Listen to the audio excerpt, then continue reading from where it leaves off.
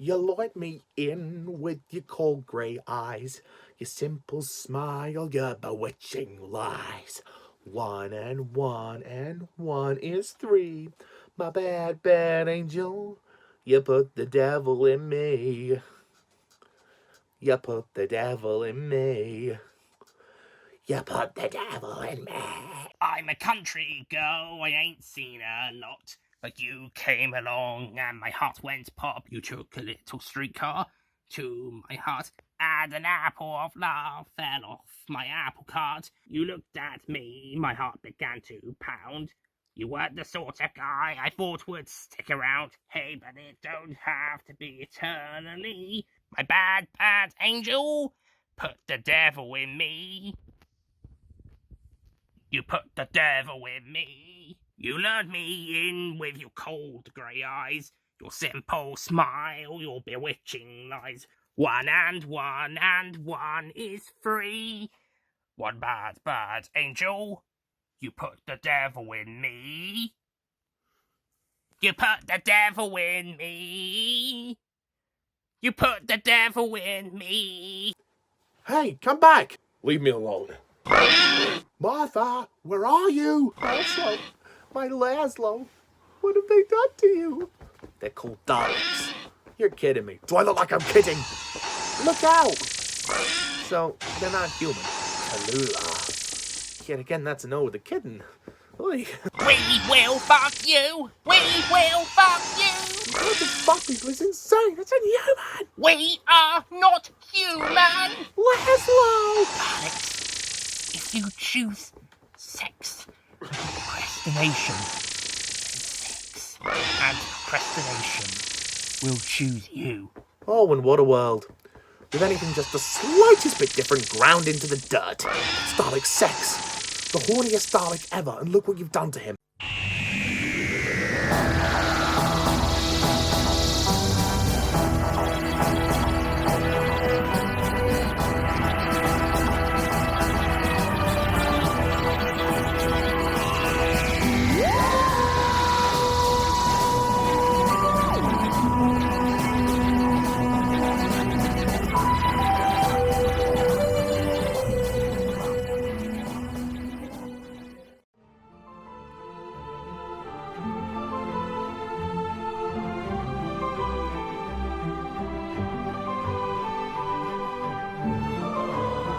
Hello, my fellow Whovians, and welcome to my latest Doctor Who review, where today I review the very first two-part story in Doctor Who Series 3, Daleks in Manhattan and Evolution of the Daleks. So yes, we come to the Dalek story of Series 3, and also starring David Tennant as the 10th Doctor. So the basic plot of this story is as follows.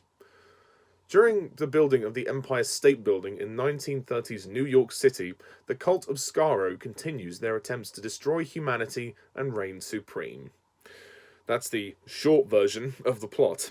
So, Daleks in Manhattan and Evolution of the Daleks. This story tends to get looked down on quite a lot as being the weakest of Series 3, which I feel very sorry for it for, because I've always really liked it. I'm not going to lie, I've always really enjoyed it.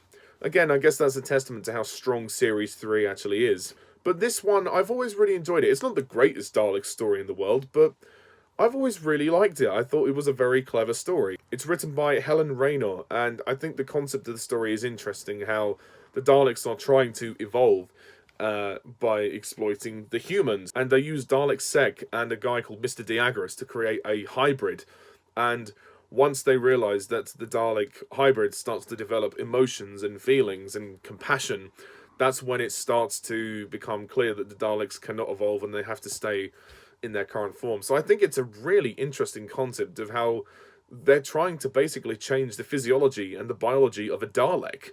I think that's just fascinating, and I think it's executed rather well. When you get to Evolution of the Daleks, the second part, I think that is when the story gets interesting for me, really interesting, because you begin to see a different side to the Daleks, and I think this is a great story to showcase that. Also, this story touches on the Great Depression as well, very briefly, because it's set in the 1930s New York, and obviously that was a very historical time, and we come across this town called Hooverville. Well, it's not really a town, it's just a little camp, really, with all the people that lost their jobs and lost their homes because they just couldn't afford to pay the rent and stuff because of obviously the effects of the Wall Street crash, which then affected everybody financially quite severely. And it's run by this guy called Solomon, who's played by Hugh Quarshie. He's a very good actor. He's in Holby City, and I think he actually appears in The Phantom Menace as well.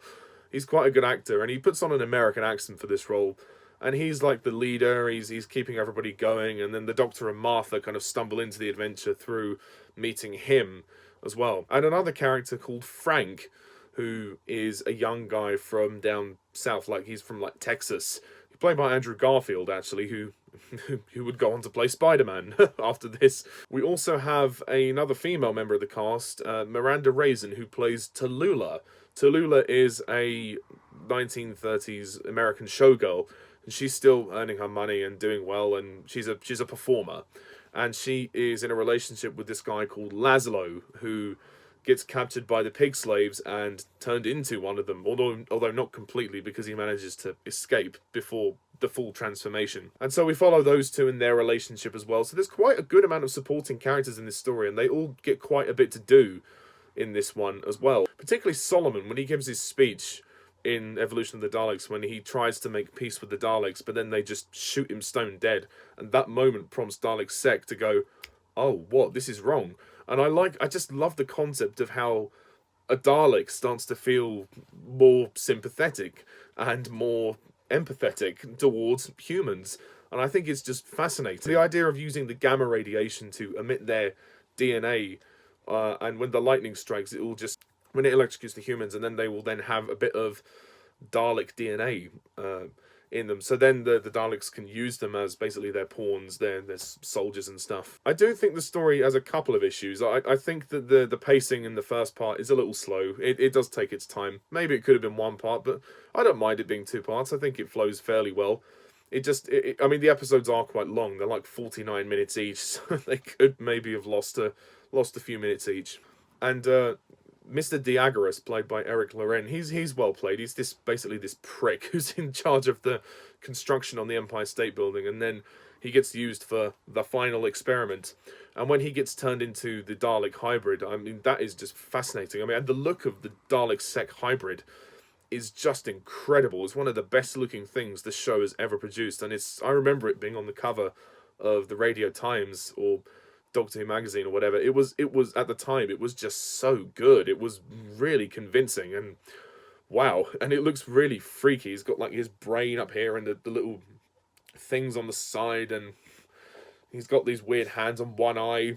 It looks so cool. And I like the fact that he starts to change, and then the Daleks realise that this is no way for them to evolve. They can't evolve. They have to be supreme and stay the way they are, because they see compassion as a weakness. They have emotion. They just always feel hatred. That's how they are. And they actually kill Dalek Sec in the theatre, which is quite dramatic, actually. The Doctor actually thinks this is good because it's a way for the Daleks to be led out of the darkness and into the light. But obviously the other Daleks don't see that. And actually, these Daleks who come back, they are the same Daleks that we saw in the Series 2 finale, the Cult of Skaro. Dalek Sec, Dalek Thay, Dalek Jast, and Dalek Khan.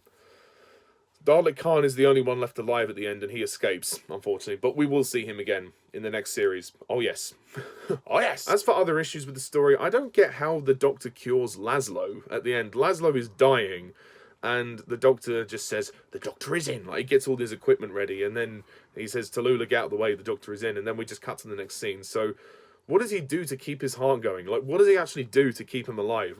I never really understood that. It's just a bit of a plot hole for me. I guess you could argue as well, when the Doctor goes up onto the top of the Empire State Building and he gets electrocuted with the gamma radiation, you would think that would have more of an effect on him, but it just seems to sort of cause him to be unconscious for a while, and then he just carries on as if nothing happened. I don't know if it was believable enough that the Doctor wouldn't have been more affected by that, but I guess it's only a minor thing, but it didn't make a huge amount of sense. I think the pig slaves are pretty cool as well, and the makeup is great, especially on Laszlo. I think the makeup on Laszlo looks very impressive, and it looks pretty realistic. The action spectacle is pretty good as well. When there's a big standoff in Hooverville, which I quite like, and I think that's very well done. It just before Solomon's death. David Tennant is also very good as the Doctor. He's very funny, he's very commanding, and I like the way he commands the scene, and once again showing the Doctor's hatred to the Daleks, but then again seeing the other side of what Dalek Sec is trying to do in curing the Daleks and sort of helping them to evolve. Freema Agyeman as well as Martha, she's just great. I mean, she really comes into her own on this one. Martha takes a bit more control this time, which I really like, and she actually takes the lead on this occasion, because her and the Doctor are separated for a brief time, and then in the Empire State Building, when she's with Tallulah and Frank, they stand together, and Martha's very much in control. So I think Freema Agyeman is she's just so good in this part. She really is underrated. I believe she is. There is that scene as well, though, when Martha is going on about how the Doctor doesn't look at her the same way. Like, when he looks at her, he sees Rose, and yeah, we didn't need to have that scene. I think that was kind of unnecessary. And I like the sets. The production design is very good, and I mean, some of the CGI projection is a little bit obvious, but aside that, it looks mostly pretty true to life. Also, Murray Gold's music is fabulous once again, and I particularly like the set for the underground sewers, and all the scenes in the sewers are very well done, especially the chase moment when the Doctor, Martha, Solomon and Frank are trying to escape, and then Frank gets taken down by the pig slaves, and then later on they actually find Laszlo in there as well. The ending of the first part of the story is pretty epic when the hybrid is revealed and he says, "I am your future." I absolutely love that cliffhanger. It's just great. And the Daleks themselves, the Daleks are really good, actually. I think they're quite threatening this time, and like I said, there's such an interesting moral argument going on, and they may not be as threatening as they were in the Series 2 finale, but they're still pretty good, and it's nice to have them here. I mean, it is nice to see them again. I'll never say no to the Daleks. So, I don't get the dislike for this story. I really don't. I'd like to hear people's opinions down below. I mean, I don't know if people hate it. I just think it's always considered to be one of the weakest of Series 3, but I really like this one, and I'm not going to apologise for it. So I will give Daleks in Manhattan and Evolution of the Daleks, I'm going to give it a 9 out of 10.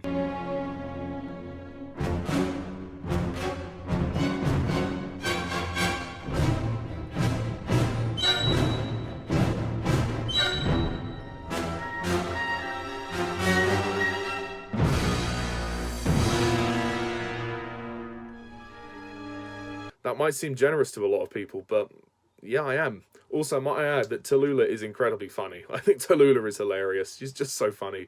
And there's that great use of the show when she performs the song "The Devil in Me," which actually they put on the Doctor Who soundtrack for this series, which is great. It's not. I don't think it's her version, but they put another version of the song on the soundtrack, which is good. So anyway, that's my review of Daleks in Manhattan and Evolution of the Daleks. So yes, and I want to quickly give a shout out to a good friend of mine, Nick Payne, who submitted a segment for this sketch of this review. So thank you very much, Nick. Very much appreciated. And stay tuned next time when I review The Lazarus Experiment. So until then, I'm Mr. TARDIS11. Thank you very much for watching. See you soon, and bye for now.